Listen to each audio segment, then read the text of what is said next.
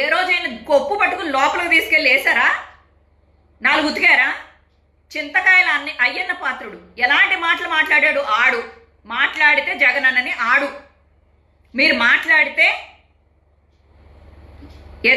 వాడికి ఉన్న బట్టతలను ఏమన్నా పుచ్చుకుని ఏమైనా జైల్లో వేసారా? వేసినట్టు వేసి ఒక రోజు కూడా ఉండలేదు కదా.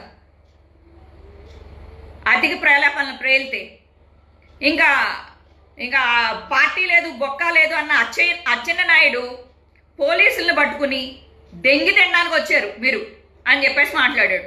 అతన్ని తీసుకెళ్ళి ఏమైనా వేసారా?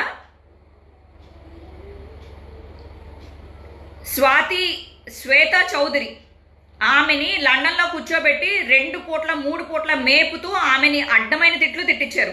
ఆమెను తీసుకొచ్చేసారా? ఇంకా అనూష ఉండవల్లి లాంటి వాళ్ళు తిట్టని బూతు లేదు, ఎగరని ఇదేంటి గంతు లేదు. ఆ గాయత్రి వీళ్ళందరూ ఇంకా అమెరికాలో ఉండే యష్ అంట. నేను పేర్లు చెప్పుకుంటూ పోతే ప్రవాసాంధ్రుల దగ్గర నుంచి హైదరాబాద్లో కొన్ని సంస్థల్ని అంటే కొన్ని ఆఫీసుల్ని క్రియేట్ చేసి జగనన్న మీద చేసిన ట్రోలింగ్, మాట్లాడిన అబద్ధాలు, ఈనాడు లాంటి పెద్ద పెద్ద సంస్థలు కూడా జగనన్నని ఓడించడానికి ఎంత కృషి చేశాయో. మోడీని అప్పుడు దాకా తిట్టిన పెద్ద మనిషి వెళ్ళి కలవడానికి కూడా జగనన్నను ఓడించడమే రీజన్. మోడీతో ఫ్రెండ్షిప్ ముఖ్యం కాదు వాళ్ళకి, అమరావతి ముఖ్యం. జగనన్న ఓడిపోవడం. జగనన్న ఎందుకు ఓడిపోవాలి? అమరావతిని నిలబెట్టడం కోసం జగనన్న దిగిపోవాలి. మీరు ఎన్ని దాష్టికాలు చేసినా వైఎస్ఆర్సీపీ కార్యకర్తలుగా మేము నోరెత్తకూడదు.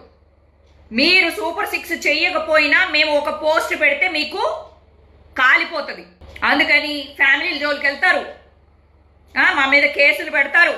మీ టార్చర్ తట్టుకోలేక మా సోషల్ మీడియా కన్వీనర్స్ చచ్చిపోయారు ఉరేసుకుని. మీరందరూ న్యూస్ చూశారు ఎంత ఎమోషనల్గా డ్యామేజ్ చేస్తున్నారు. నాలాగా తట్టుకుని నిలబడే వాళ్ళు కొంతమంది అయితే తట్టుకోలేక రాలిపోయే పిల్లలు చాలా మంది. నేను వైఎస్ఆర్సీపీకి కూడా ఒకటే చెప్తున్నాను, సార్ మీ అందరికీ వెనకాల బాడీ గార్డ్స్ ఉన్నారు, మాకెవరు ఉండరు, మేము కష్టపడ్డాం. మీరు ఎంత ఫీల్ అవుతున్నారో వైఎస్ఆర్సీపీ ఓడిపోయినందుకు వైఎస్ఆర్సీపీ అధ్యక్షుడు జగన్మోహన్ రెడ్డి గారు ఎంత ఫీల్ అవుతున్నారో, వాళ్ళ ఫ్యామిలీ మెంబర్స్ ఎంత ఫీల్ అవుతున్నారో, ఎమ్మెల్యే ఎంపీలు వాళ్ళు ఎంత ఫీల్ అవుతున్నారో మాకు తెలీదు. కానీ వైఎస్ఆర్సీపీని నమ్ముకుని మేము ఇంకా వైఎస్ఆర్సీపీ ఓటమిని మేము ఇంకా తట్టుకోలేకపోతున్నాం. ఇప్పటికీ మేము ఏడుస్తూనే ఉన్నాం. మీకు జరిగిందా డ్యామేజ్? ఎంత డ్యామేజ్ జరిగిందో మాకు తెలీదు. మీరు ఎన్ని కోట్లు నష్టపోయారో కూడా మాకు తెలీదు. కానీ వీళ్ళు చూడండి, మమ్మల్ని కేసులు పెట్టి మా క్యారెక్టర్ అసోసినేట్ చేసి దారుణంగా ట్రోలింగ్లు చేపించి ముష్టి కామెడీలు చేసుకుంటూ ముష్టి ఎదవల నలుగురిని క్రియేట్ చేసి నా గురించి మాట్లాడేస్తున్నారు. ఏం చేసినా వైఎస్ఆర్సీపీకి సపోర్ట్ చేసిన, అది మీకు వచ్చిన నొప్పి, అది మీరు తట్టుకోలేని నొప్పి, అది మీకు గుండె నొప్పి. మీరు ఓటమి అయినా విజయం అయినా మేము ఒకలాగే తీసుకుంటామని చెప్పేసి వైఎస్ఆర్సీపీలో కొంతమంది మాట్లాడతారు. మాకు ఓటమి చిన్న విషయం కాదు, చాలా పెద్ద విషయం. ఇంకా మేము బయటకు రాలే ఆ షాక్లోంచి.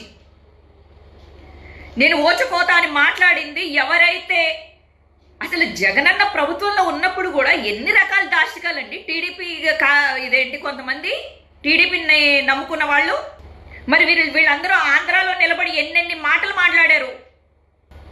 ఏ రోజు జగనన్న చేసిన తప్పేంటంటే తను చేసిన అభివృద్ధిని కనీసం పబ్లిసిటీ చేసుకోలేకపోయాడు. ఇంత మంచి చేసి పబ్లిసిటీ చేసుకోలేకపోయాడు. ప్రతి దానికి సైలెంట్గా ఉండటం. ఆ ఎదవలు ఏదో ఒకటి సృష్టిస్తారు. కనీసం జగనన్న అది నిజం కాదు, ఇది వాస్తవం అని చెప్పేసి క్లారిటీ ఇవ్వరు. ఎంత సైలెన్స్ అంటే అంత సైలెన్స్. ఆ సైలెన్స్ అతన్ని తినేసింది విషంలాగా, అతని పార్టీని తినేసింది. వాళ్ళకేం పోయింది నష్టం? పార్టీ నమ్ముకున్న మాలాంటి వాళ్ళకి కదా నష్టం. ఇప్పుడు మేము ఎక్కడున్నామో భయపడాలా? ఎక్కడెక్కడికో పారిపోవాలా? ఊర్లో వదిలేసి పోవాలా? పెద్ద పెద్దోళ్ళకేం కాదు, చిన్నోళ్ళకే. ఇదంతా చాలా ఆవేదనతో వస్తున్న మాటలు. నేను పార్టీని ఏమీ అవమానించట్లేదు, కానీ మా బాధ, ఉక్రోషం అండ్ మేము మానసికంగా ఎంత వ్యధ అనుభవిస్తున్నాం.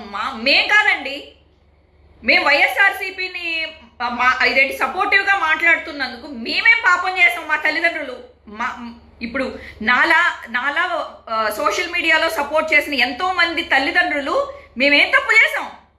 నువ్వు వైఎస్ఆర్సీపీ అని నోరు మాట్లాడావు, నోరెప్పి.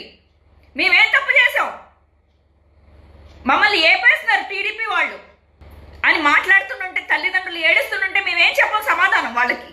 మా బాధలు మాకు తెలుసు, మేము మానసికంగా ఎంత వ్యధ అనుభవిస్తున్నామో మాకు తెలుసు. మమ్మల్ని లేపండి, మా ఫ్యామిలీని వదిలేయండి కదా. మేము చావో రేవో అనుకునే వచ్చాం. మీరు కేసులు పెట్టకుండా ఉంటారని అంత మంచి ఉద్దేశాలతో మీరు ఉన్నారు అని మేము అనుకోవట్లేదు. మీరు రావడమే అంటే రాకముందే మీరు రెడ్ బుక్ గురించి మాట్లాడారు, మీరు రౌడీజం గురించి మాట్లాడారు, బట్టలిప్పి కొడతామని చెప్పారు, హత్యలు చేస్తామని చెప్పారు, ఎవరిని వదిలిపెట్టమని చెప్పేసి వేలు చూపించారు. మీరు వచ్చిన తర్వాత మమ్మల్ని వదిలేస్తారని మేము ఎలా అనుకుంటాం సార్? వైఎస్ఆర్సీపీ చేత కానీ దద్దం అనుకోవాలా మరి మీ అందరినీ వదిలేసినందుకు?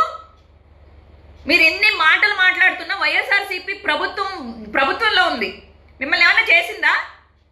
అనిత కత్తెరలు పట్టుకుని తిరిగింది, వంగలపూడి అనిత. ఆమెను ఏమన్నా చేశారా అండి పోలీసులు తీసుకెళ్ళి?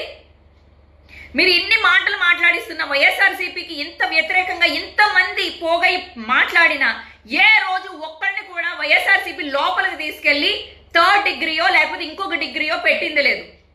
ఎక్కడికైనా పారిపోతాం సార్? ఎన్ని రోజులని పారిపోతాం? ఎన్ని రోజులని ఇదేంటి దాక్కోవాలి? ఎన్ని రోజులని భయపడాలి? భయపడి 100 రోజులు బతికే కన్నా ధైర్యంగా ఒక్క రోజు బతికితే చాలని చెప్పి వివేకానంద చెప్పాడు. ఇన్ని రోజులని భయపడలా, మానసికంగా క్షోభ అనుభవించాం. దానికి తగ్గట్టు ఫినాన్షియల్లీ చాలా ప్రాబ్లమ్స్ ఉన్నాయి నా లైఫ్లో. మీ ముందు ఏడవకూడదు అని డిసైడ్ అయ్యి వచ్చి ఎమోషనల్ అవ్వకూడదని చెప్పి అవ్వట్లేదు, కానీ నేను మాట్లాడే ఒక్కొక్క మాటకి నా మనసులో నేను ఎంత కుళ్ళి ఏడుస్తున్నానో నాకు తెలుసు. ఈ మాటలు మాట్లాడడానికి కూడా, ఈ ధైర్యం కూడగొట్టుకోవడానికి కూడా నాకు చాలా రోజులు టైం పట్టింది. దీని వెనకాల ఈ క్షోభ అనుభవించడానికి, మీ ముందుకు రావడానికి ఎన్ని రోజులు నేను మాట్లాడాలి అన్న నాకు నేనే తగ్గించుకుని నేను మళ్ళీ రెచ్చిపోయి మాట్లాడితే మళ్ళీ వైఎస్ఆర్సీపీకి సంబంధించిన వాళ్ళని ఎవరినైనా ఏమన్నా అంటారేమో, ఎవరినైనా కొడతారేమో, నలుగురు పిల్లల్ని కొట్టించిన పాపం మళ్ళీ నాదవుతుందేమో. నేను రెచ్చిపోయి మాట్లాడితే ఇది నాకు సంబంధించిన వ్యక్తిగత విషయం కాదు, ఇది పార్టీకి సంబంధించిన విషయం అని చెప్పి ఎంతో ఆవేదన ఉన్న మనసులో అణుచుకుని నా సైలెన్స్కి ఇదే కారణం అండి. ఇక నుంచి తగ్గేదేం ఉండదు.